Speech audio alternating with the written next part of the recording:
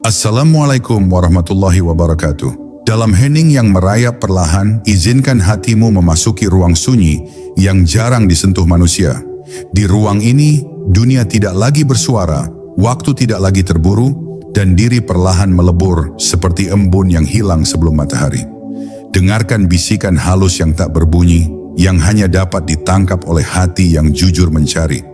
Karena ada saat dalam hidup di mana kita tidak sedang berlari menuju Allah, melainkan sedang ditarik olehnya dengan cara yang lembut, diam, dan penuh rahasia. Bila malam terasa panjang, itu bukan gelap, itu adalah undangan agar engkau melihat dengan mata batinmu. Bila dada terasa sesak, itu bukan berat, itu adalah panggilan agar engkau kembali kepadanya. Maka duduklah sejenak, tenangkan napasmu, dan izinkan dirimu masuk lebih dalam, menuju hening yang dipenuhi cahayanya. Bab 1. Sunyi saat diri mulai luruh. Dalam perjalanan batin yang paling halus, ada satu momen ketika seseorang merasa dunia tiba-tiba menjauh. Bukan karena ia berlari darinya, melainkan karena batinnya mulai menemukan ruang yang lebih luas daripada segala hiruk-pikuk kehidupan. Pada momen itu, suara yang selama ini ditenggelamkan oleh ambisi dan keinginan pelan-pelan mulai terdengar. Sebuah suara lembut yang tidak berbentuk kata, tetapi berupa kesadaran yang mengetuk dari kedalaman jiwa. Ini adalah panggilan sunyi yang hanya muncul ketika hati sudah lelah menanggung beratnya diri dan mulai merindukan kebenaran yang tidak dapat diberi nama. Sunyi ini bukan kekosongan, tetapi awal dari keluasan. Ketika sunyi itu merayap masuk, seseorang menyadari bahwa segala hal yang dulu dianggap penting perlahan kehilangan cengkeramannya. Identitas, gengsi, dan peran sosial yang selama ini begitu kuat rasa kepemilikannya berubah menjadi sekadar lapisan tipis yang menutupi sesuatu yang jauh lebih abadi. Ada perasaan seolah tirai batin mulai tersibak, bukan karena usaha keras, tetapi karena penyerahan yang tulus. Dalam keadaan ini, hati terasa lebih peka, lebih jujur, dan lebih berani melihat apa yang selama ini dihindari. Bahwa di balik segala topeng, ada hakikat yang menunggu untuk dikenali. Yang paling menggetarkan adalah ketika seseorang mulai memahami bahwa dirinya bukan sekumpulan cerita yang ia bangun selama hidup. Ia bukan kumpulan luka lama, bukan ambisi masa depan, bukan juga bayangan yang ditakuti oleh pikirannya sendiri. Di dalam sunyi, ia mulai melihat bahwa dirinya adalah saksi yang selalu hadir. Saksi yang tidak berubah meski usia, keadaan, dan emosi terus berganti. Kesadaran sebagai saksi ini menghadirkan kedamaian yang tidak bisa dijelaskan dengan logika, karena kedamaian itu bukan datang dari kemenangan, melainkan dari penerimaan bahwa dirinya bukanlah pusat segala hal. Namun perjalanan menuju pengenalan ini tidak selalu mulus. Ego yang selama ini merasa memiliki diri akan mulai gelisah, mencoba mempertahankan wilayahnya dengan menciptakan ketakutan. Takut kehilangan identitas, takut tidak berharga, takut terhapus. Tetapi semakin seseorang mengizinkan sunyi itu bekerja, semakin ego kehilangan pijakan. Pada titik ini, keberanian bukanlah melawan, tetapi melepaskan. Melepaskan gagasan tentang siapa diri ini seharusnya, dan membiarkan diri apa adanya, tanpa kepura-puraan, tanpa pembuktian.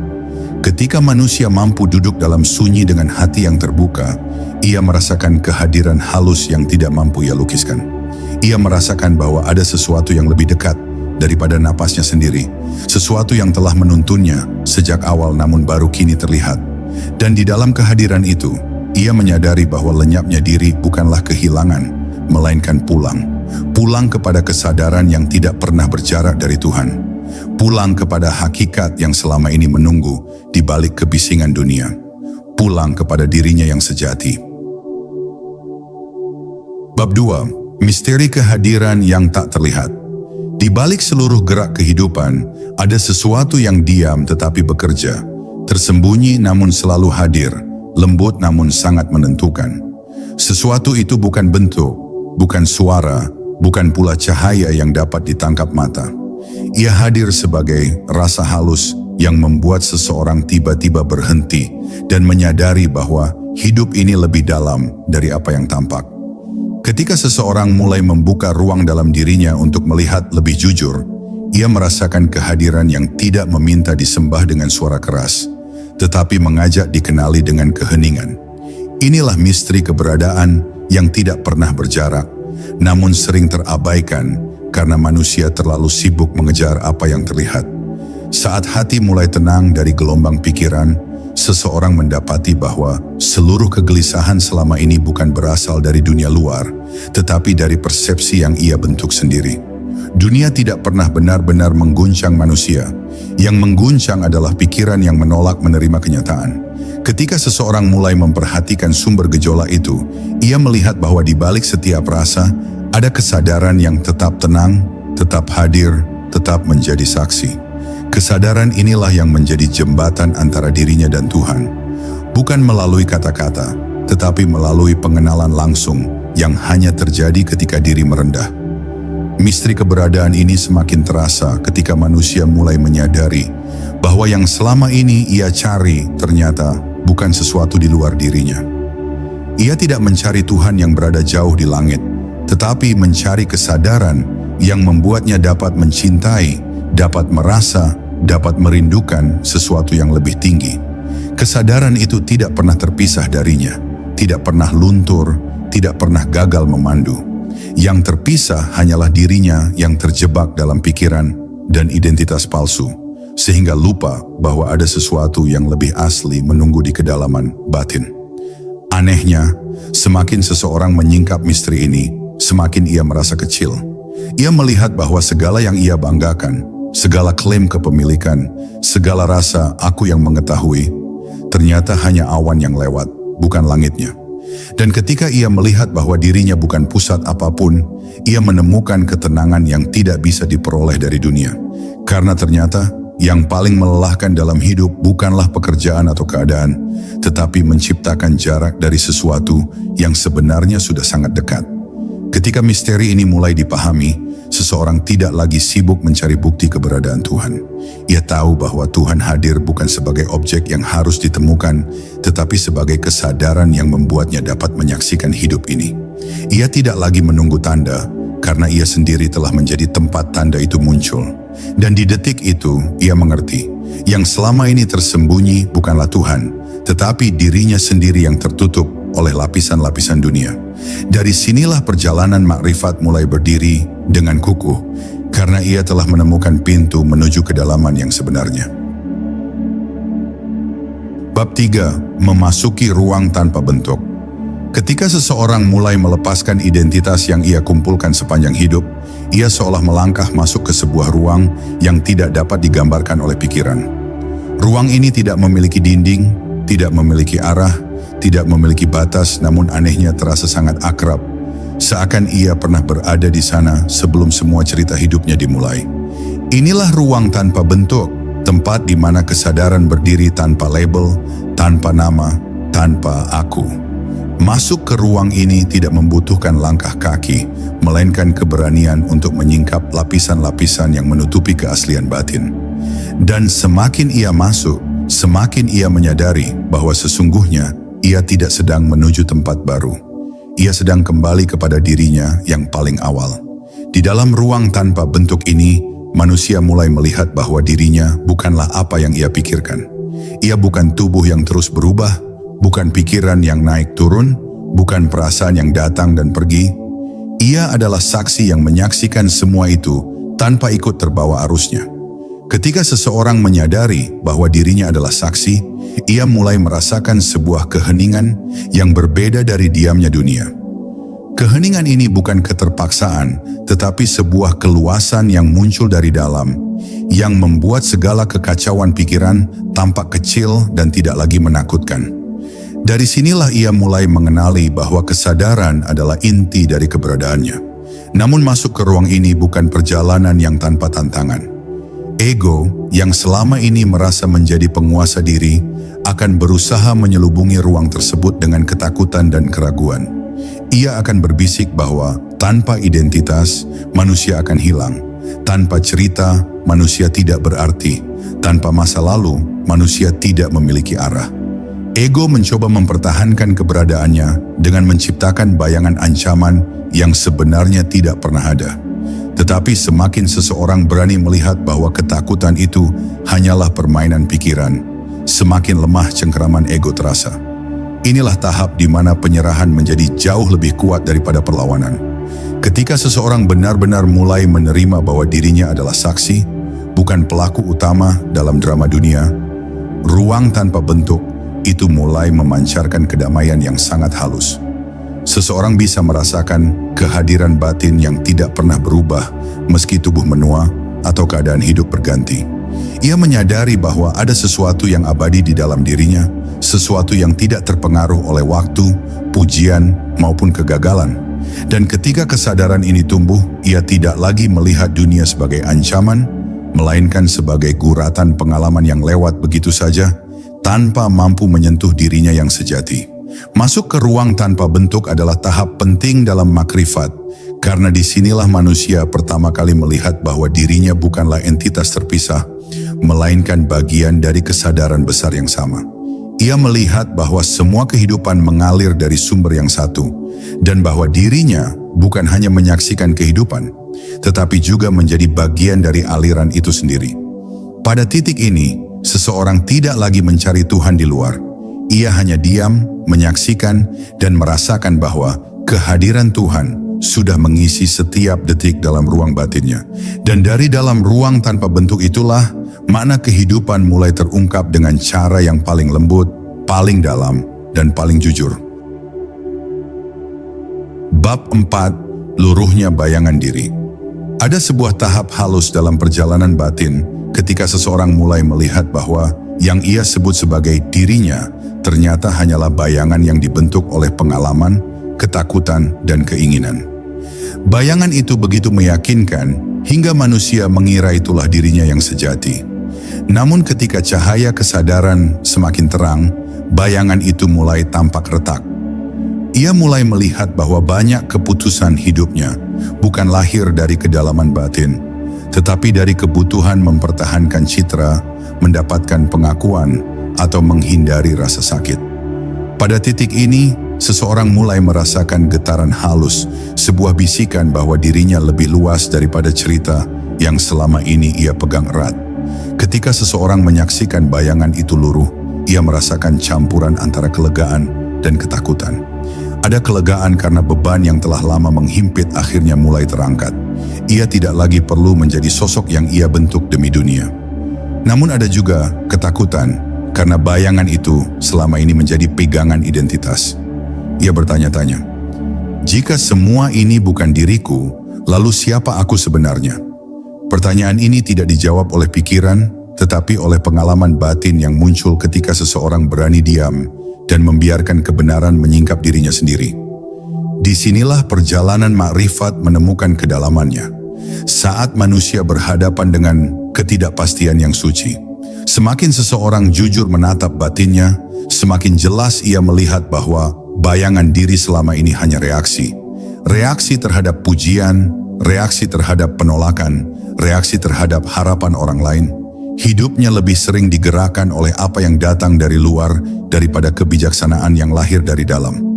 Dan ketika ia menyadari bahwa reaksi itu bukan dirinya, perlahan ia mulai melepaskan kebutuhan untuk tampil, untuk membuktikan, untuk menjadi sesuatu. Ia mulai belajar menjadi kosong, bukan dalam arti ketiadaan, tetapi dalam arti membiarkan batin terbebas dari dorongan-dorongan yang tidak perlu. Kekosongan inilah yang membuka pintu menuju kedalaman rohani. Dalam keluruhan bayangan diri itu, seseorang akan merasakan bahwa hidup menjadi lebih ringan, lebih jernih, lebih tenang. Ia tidak lagi mudah terombang-ambing oleh pendapat manusia, karena ia menemukan tempat kembali di dalam dirinya sendiri. Bahkan ketika dunia tampak bising, batinnya tetap seperti permukaan air yang diam. Ia mampu melihat setiap emosi yang muncul tanpa mengikutinya, mampu mendengar setiap pikiran tanpa terperangkap olehnya. Di tahap ini, seseorang merasakan bahwa ada ruang yang semakin luas di dalam dirinya. Ruang yang tidak pernah ia sadari sebelumnya, karena selama ini tertutup oleh bayangan yang ia kira sebagai aku. Ketika bayangan itu akhirnya benar-benar luruh, seseorang menyadari bahwa dirinya bukan lagi pusat dari kisah personal yang ia perjuangkan selama ini. Ia bukan lagi sosok yang menuntut dunia memahami dirinya, tetapi saksi yang menyaksikan segala hal dengan kedamaian yang tenang. Di saat inilah seseorang mulai memahami apa yang dimaksud para arif ketika mereka berkata bahwa makrifat bukan tentang menemukan sesuatu, tetapi tentang hilangnya sesuatu, hilangnya keakuan palsu. Dari keluruhan itu lahir pandangan yang lebih jernih tentang siapa dirinya, siapa Tuhannya, dan mengapa ia diciptakan. Dan di titik itu, seseorang mulai merasa bahwa ia tidak lagi hidup untuk dirinya sendiri, melainkan untuk menghadirkan kesadaran yang lebih tinggi ke dalam setiap hembusan hidupnya. Bab 5. Saat hati menyerah tanpa melawan. Ada satu momen dalam perjalanan ruhani ketika hati tidak lagi ingin berdebat dengan takdir, tidak ingin lagi mempertanyakan mengapa hidup berlangsung seperti ini, dan tidak lagi memaksa dunia berjalan sesuai rencananya. Momen itu bukan kekalahan, melainkan penyerahan yang lahir dari kebijaksanaan. Seseorang menyadari bahwa sebagian besar kegelisahan hidup muncul bukan karena kenyataan itu berat, tetapi karena hatinya terus menolak apa yang sudah ditetapkan. Ketika penolakan itu berhenti, batin tiba-tiba menjadi lapang. Seolah ada pintu yang selama ini tertutup rapat kini terbuka, dan cahaya lembut mengalir masuk tanpa suara. Inilah penyerahan yang bukan pasrah buta, namun pemahaman mendalam bahwa tidak ada yang terjadi di luar kehendak yang Maha mengatur. Penyerahan ini bukan sesuatu yang bisa dipaksakan.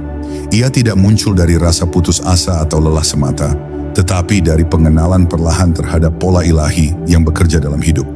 Seseorang melihat kembali perjalanan panjangnya dan menyadari bahwa apa yang terasa menyakitkan di awal ternyata menjadi jalan bagi kematangan batin.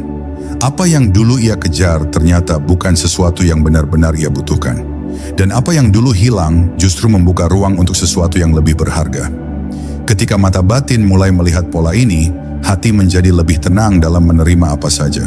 Ia memahami bahwa setiap peristiwa membawa pesan, dan setiap kehilangan membawa kelapangan yang sebelumnya tertutup oleh genggaman ego. Yang paling lembut dari penyerahan adalah ketika seseorang mulai melihat bahwa dirinya sebenarnya tidak pernah sendirian. Ada tangan yang membimbing, ada kasih yang menuntun, ada kebijaksanaan yang mengatur setiap langkah tanpa ia sadari. Pada titik ini, penyerahan bukan lagi rasa takut kehilangan kendali, tetapi sebuah pelukan batin yang mengatakan bahwa tidak perlu lagi menghabiskan tenaga untuk melawan arus. Ia hanya perlu mengikuti, mendengarkan, dan mempercayai bahwa di balik setiap keadaan ada rahasia kebaikan yang sedang bekerja. Penyerahan menjadi jembatan yang menghubungkan dirinya dengan kehadiran Tuhan yang selama ini terasa jauh, padahal sebenarnya sangat dekat. Ketika seseorang benar-benar menyerah, ia merasakan hidup bergerak lebih lembut. Tidak ada lagi kebutuhan untuk memenangkan perdebatan kecil dengan dunia. Tidak ada lagi dorongan untuk membuktikan apapun. Ia melakukan apa yang harus dilakukan dengan sepenuh hati, tetapi tanpa kecemasan akan hasilnya. Ia mulai memahami bahwa setiap langkah hanyalah tugas, dan hasilnya adalah urusan Tuhan. Sikap ini menghadirkan ketenangan yang tak bisa diberi nama. Bahkan dalam kegagalan atau kesuksesan, hati tetap berada dalam keadaan yang sama. Jujur, tenang, dan terhubung dengan sesuatu yang lebih tinggi. Dalam penyerahan yang tulus, seseorang merasakan lenyapnya sebagian besar beban yang selama ini ia pikul. Ia tidak lagi menanggung rasa takut terhadap masa depan, karena ia tahu bahwa masa depan dipegang oleh Yang Maha Bijaksana. Ia juga tidak lagi tersiksa oleh masa lalu, karena ia paham bahwa semuanya adalah bagian dari perjalanan yang membentuk dirinya hari ini. Ketika hati mampu menyerah tanpa melawan, ia menemukan bahwa dirinya kembali kepada pusatnya, sebuah pusat yang damai, luas, dan penuh cahaya. Inilah penyerahan yang membuka pintu makrifat. Saat manusia akhirnya berhenti menjadi pengatur dan membiarkan Tuhan mengambil alih dengan caranya yang selalu lebih sempurna daripada yang bisa dipikirkan akalnya. Bab 6. Saat segala rasa diambil, yang tersisa hanya Allah. Ketika Allah mulai mengambil satu persatu rasa yang dulu menjadi sandaranmu, rasa tenang dalam zikir, rasa nikmat dalam sujud, rasa haru dalam munajat, rasa damai dalam kesendirian. Maka jangan takut, sebab itu bukan tanda engkau dijauhkan, melainkan tanda engkau sedang ditarik ke makam yang lebih sunyi, lebih tinggi, lebih murni. Makam di mana seorang hamba tak lagi beribadah karena rasa, tak lagi berjalan karena penghiburan, tak lagi berharap karena kenyamanan batin, melainkan ia berjalan karena dia, berdiri karena dia, diam karena dia, lenyap karena dia, dan seluruh geraknya terpusat hanya kepadanya. Inilah fase ketika Allah memalingkanmu dari pengalaman spiritual menuju pemilik pengalaman, dari rasa menuju sumber rasa, dari getaran menuju yang menggetarkan, dari zikir menuju yang dijikir, dari ibadah menuju yang diibadahi. Pada saat semua rasa lenyap, engkau mungkin mengira dirimu jauh, padahal disitulah engkau paling dekat. Karena ketika rasa hilang, maka ego tak punya tempat untuk bersembunyi. Ketika manisnya ibadah dihapus, maka yang tersisa hanyalah siapa yang sebenarnya beribadah. Dan ketika jawaban tak kunjung datang, maka yang terbuka justru siapa yang sedang ditanya.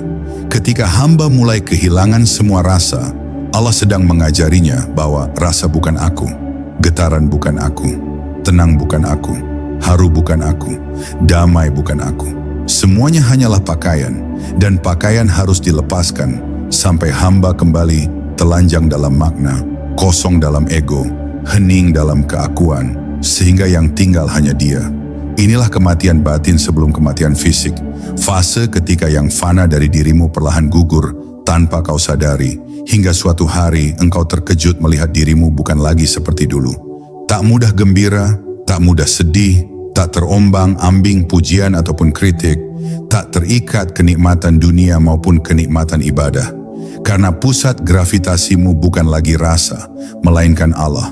Ketika Allah mengambil rasa, Ia sedang mendidikmu untuk tidak mencintai apapun selain Dia, even jika itu adalah kenikmatan ibadah yang Dia sendiri berikan. Dan ketika engkau akhirnya mencapai titik itu, titik di mana rasa tak lagi mempengaruhi ibadahmu, maka ibadahmu menjadi murni, bening, kosong dari pamrih, bebas dari motif. Dan inilah ibadah para kekasih Allah, ibadah yang tidak meminta apa-apa dari Allah, bahkan rasa nyaman sekalipun. Sebab para wali tidak mencari nikmat, mereka mencari pemilik nikmat. Mereka tidak mengejar rasa, mereka mengejar wajahnya. Dan mereka tidak berharap pelukan batin, mereka berharap diterima walau dalam keadaan paling kering, paling hening, paling sepi. Maka jika Allah sedang mencabut rasa dalam dirimu, bersyukurlah. Sebab itu tanda engkau sedang dibawa menuju keikhlasan tertinggi, ibadah tanpa rasa, tapi justru penuh Allah. Bab 7, jalan para wali selalu dimulai dari kehilangan. Setiap wali yang pernah berjalan menuju Allah selalu melewati satu pintu yang sama, pintu kehilangan. Kehilangan bukan hukuman, bukan penghapusan, bukan penolakan, melainkan undangan halus agar hamba keluar dari kelekatan dirinya. Sebab tak ada seorang pun mencapai Allah sementara hatinya masih menggenggam sesuatu, bahkan bila genggaman itu adalah rasa nyaman dalam ibadah. Karena itu Allah sering memulai perjalanan hambanya dengan mengambil sesuatu yang sangat ia cintai, sesuatu yang menjadi tumpuan, sesuatu yang membuat ia merasa aman, agar hamba itu belajar bahwa keamanan sejati bukan pada apa yang dimiliki, tetapi kepada siapa ia kembali. Dan karena itu pula, para wali tidak pernah lahir dari kenyamanan. Mereka lahir dari patah, tumbuh dari sunyi, matang dari kehilangannya. Ketika Allah mengambil sesuatu darimu, rasa, orang, kedudukan, kemampuan, ketenangan, yang sebenarnya ia ambil bukan nikmatnya, tapi kelekatanmu, agar setelah kelekatan itu hancur, hatimu menjadi ruang kosong yang dapat diisi olehnya tanpa sekutu. Inilah rahasia yang tak dipahami banyak orang. Justru ketika engkau merasa paling kehilangan, engkau sebenarnya sedang disiapkan untuk menerima. Justru ketika engkau merasa paling kosong, engkau sedang disucikan untuk diisi. Justru ketika engkau merasa runtuh, engkau sedang dijatuhkan dari dirimu sendiri, agar akhirnya engkau tidak lagi berpijak pada aku, tapi hanya pada Dia. Para wali tidak pernah menganggap kehilangan sebagai musibah. Mereka melihatnya sebagai sapaan paling lembut dari Allah. Sebab Allah hanya mengambil sesuatu ketika Ia ingin memberikan sesuatu yang lebih dalam, lebih tinggi, lebih kekal. Maka ketika engkau merasa berjalan dalam gelap, jangan buru-buru mengira bahwa engkau tersesat. Bisa jadi Allah sedang menutup semua lampu agar engkau tidak lagi melihat apapun kecuali Dia. Dan ketika hidupmu terasa sunyi, itu bukan hampa. Itu ruang yang Allah sengaja kosongkan agar suaranya kelak terdengar lebih jelas. Semua wali mengalami fase ini. Fase diguncang hingga tak tersisa sandaran apapun. Fase terjatuh hingga tak punya tempat kembali kecuali Allah. Fase kehilangan hingga tak punya apa-apa kecuali satu kenyataan, bahwa yang ada hanyalah Dia. Dan pada titik itulah perjalanan sejati dimulai, perjalanan tanpa pamrih, tanpa kepentingan, tanpa rasa ingin terlihat, perjalanan yang mengalir sunyi hanya karena satu hal, Allah telah memilihmu. Bab 8, Rahasia Sunyi, saat hati mulai mendengar tanpa telinga. Ada satu fase dalam perjalanan ruhani yang tidak banyak diketahui manusia. Fase ketika hati mulai mendengar tanpa telinga, melihat tanpa mata, dan memahami tanpa kata. Fase ini tidak datang melalui banyak membaca, bukan dari panjangnya ibadah lahir, bukan dari kerasnya usaha, melainkan dari kejernihan batin yang lahir ketika diri perlahan lenyap. Ketika engkau berhenti memaksa, berhenti menuntut, berhenti merasa mampu, dan berhenti menganggap dirimu pusat dari segalanya, maka ruangan terdalam di batinmu mulai terbuka. Suatu ruang hening yang selama ini tertutup oleh kebisingan dirimu sendiri. Di dalam keheningan itu ada bahasa yang tidak pernah kau pelajari, ada isyarat yang tidak tertulis, ada pemahaman yang tidak pernah diucapkan. Para wali menyebutnya sebagai bisikan Allah, bukan karena Allah berbicara dengan suara, tetapi karena hati yang jernih mampu menangkap petunjuknya tanpa melalui alat lahir. Pada fase ini, engkau tidak lagi sibuk bertanya kepada Allah, namun justru sibuk mendengarkan. Engkau tidak lagi menyodorkan keinginan, tetapi mulai peka pada kehendak. Engkau tidak lagi meminta dijelaskan, tetapi mulai memahami dari arah yang tidak pernah kau duga. Dan yang paling menggetarkan, pemahaman itu tidak datang sebagai "aku tahu", tapi sebagai "aku ditunjukkan". Bahkan hal kecil, seperti perasaan ingin menunda langkah, keinginan tiba-tiba untuk diam, atau tarikan halus untuk menjauhi sesuatu, seringkali bukan kebetulan, melainkan petunjuk yang muncul dari kedalaman yang disinari oleh Allah. Namun untuk mencapai tahap ini, hati harus disucikan dari riuhnya ego, dari tuntutan ingin dipuji, dari keinginan ingin dianggap lebih tinggi, dari ambisi ingin terlihat sebagai orang berilmu atau dekat dengan Allah. Selama hati masih penuh dengan keinginan diri, ia tidak akan mampu mendengar suara halus itu. Ia akan tertutup oleh bisingnya kehendak pribadi. Karena itulah jalan makrifat bukan jalan orang yang sibuk membuktikan diri, tetapi jalan orang yang rela hilang dari dirinya sendiri. Ketika engkau mulai lebih banyak diam daripada berbicara, lebih banyak mendengar daripada menjelaskan, lebih banyak merasakan daripada menghakimi, lebih banyak tunduk daripada menuntut, maka perlahan engkau memasuki wilayah sunyi yang menjadi rumah para arif. Di sana engkau tidak lagi mendengar dunia, tetapi mendengar gerak Allah dalam dirimu. Kau tidak lagi melihat peristiwa, tetapi melihat hikmah yang menggerakkan peristiwa itu. Kau tidak lagi sibuk mencari tanda, karena seluruh hidupmu berubah menjadi tanda. Dan saat engkau mencapai titik ketika apapun yang terjadi, membuat hatimu hanya berkata, "Ini juga darimu." Maka saat itu engkau telah memasuki pintu yang tidak lagi membutuhkan argumen. Pintu penyerahan total, pintu yakin, pintu yang hanya dimasuki para hamba yang lembut hatinya dan lapang kesadarannya. Di sanalah makrifat mulai tumbuh, bukan sebagai ilmu, tetapi sebagai cahaya yang membuatmu melihat tanpa harus melihat. Bab 9, ketika Allah menyembunyikanmu dari dirimu sendiri. Ada satu rahasia perjalanan ruhani yang jarang disebut para guru, karena tidak setiap hati siap memahaminya, bahwa sebelum Allah memperkenalkan dirinya kepadamu, Ia terlebih dulu menyembunyikan dirimu dari dirimu sendiri. Pada fase ini, engkau merasa seperti kehilangan arah, kehilangan semangat, kehilangan identitas, bahkan kehilangan kemampuan untuk menggambarkan siapa dirimu sebenarnya. Dunia tidak lagi terasa seperti tempat yang harus ditaklukkan, tetapi lebih seperti cermin yang memantulkan kekosongan batinmu.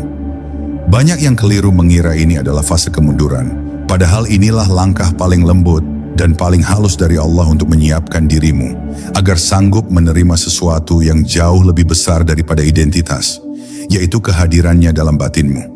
Ketika Allah mulai menyembunyikanmu dari dirimu, engkau akan merasa bahwa hal-hal yang dulu penting kini menjadi biasa. Hal-hal yang dulu membuatmu bersemangat kini terasa hampa. Hal-hal yang dulu ingin kau capai kini tidak lagi punya daya tarik. Bukan karena engkau kehilangan gairah hidup, tapi karena Allah sedang mencabut kelekatanmu pada peran, citra, ambisi, dan pencapaian. Ia sedang mengajakmu turun dari panggung yang selama ini kau sangka milikmu. Ia sedang melepaskan topeng yang selama ini melekat di wajahmu. Ia sedang membuatmu mengenali bahwa semua yang kau banggakan hanyalah sementara, dan bahwa diri yang kau pertahankan dengan segala kekuatan itu hanyalah bayangan yang tak pernah benar-benar memiliki wujud. Pada tahap ini, engkau seperti melangkah dalam kabut. Segala sesuatu terasa samar, bahkan dirimu sendiri. Namun justru dalam kesamaran itulah Allah sedang bekerja. Ia menghapus jejakmu sedikit demi sedikit, agar tidak ada lagi hal yang dapat kau sembah selain Dia. Ketika kebingungan datang, itu bukan karena engkau kehilangan petunjuk, tapi karena Allah sedang menghapus peta lama yang sudah usang. Ketika kau merasa tidak mengenal dirimu lagi, itu bukan kekacauan, tetapi proses pembentukan identitas baru yang tidak dibangun dari ego, melainkan dari nur yang ditanamkan oleh Allah dalam hati seorang hamba yang Ia pilih. Dan pada akhirnya, ketika engkau dibiarkan tidak stabil, tidak yakin, tidak merasa kuat, disitulah Allah sedang menanamkan sesuatu yang jauh lebih kokoh dari keyakinan dirimu sendiri, ketergantungan total kepadanya. Sebab selama engkau masih bisa berdiri dengan kekuatanmu sendiri, engkau tidak akan pernah merasakan bagaimana rasanya diangkat oleh kekuatan Allah. Ketika engkau sudah tidak punya jawaban apapun, barulah jawaban yang sejati diberi. Ketika semua cara manusia tidak lagi berhasil, barulah jalan yang berasal dari langit dibuka. Dan ketika engkau tidak lagi mengenali siapa dirimu, barulah engkau mengenali siapa Tuhanmu. Inilah makna tersembunyi dari disembunyikannya diri, bukan untuk membuatmu hilang, tetapi agar hanya Dia yang tersisa dalam kesadaranmu. Dan ketika yang tersisa hanyalah Dia, itulah saat makrifat mulai bernapas. Bab 10. Saat segalanya menjadi Allah. Pada puncak perjalanan batin, ada sebuah momen yang tidak datang melalui belajar, tidak muncul melalui zikir yang dipaksakan, tidak lahir dari upaya keras untuk merasa dekat. Momen itu datang seperti fajar yang perlahan menyingkap malam. Tanpa suara, tanpa pertanda besar, namun tiba-tiba segalanya menjadi terang. Dalam momen itu, engkau mulai menyadari sesuatu yang tak pernah bisa dijelaskan oleh kata-kata, karena kata-kata bukanlah wadah yang cukup luas untuk menampungnya. Bahwa seluruh gerak hidupmu sejak awal bukanlah gerakmu, melainkan gerak Allah yang bekerja melalui dirimu. Di titik ini engkau tak lagi melihat dunia sebagai rangkaian peristiwa terpisah, tak lagi melihat ujian sebagai ancaman, tak lagi melihat nikmat sebagai milik sendiri. Engkau mulai melihat bahwa setiap langkah, setiap pertemuan, setiap kehilangan, setiap kesenangan, setiap jalan buntu, setiap keterlambatan, setiap rasa sakit, dan setiap kelegaan adalah bagian dari tarian halus yang dirancang oleh Allah, agar engkau mengenalnya melalui segala sesuatu. Dan ketika kesadaran ini mulai tumbuh, engkau tidak lagi hidup dengan perasaan perlu mengontrol. Sebab engkau memahami bahwa tidak ada yang pernah berada di bawah kendalimu, bahkan napasmu sendiri.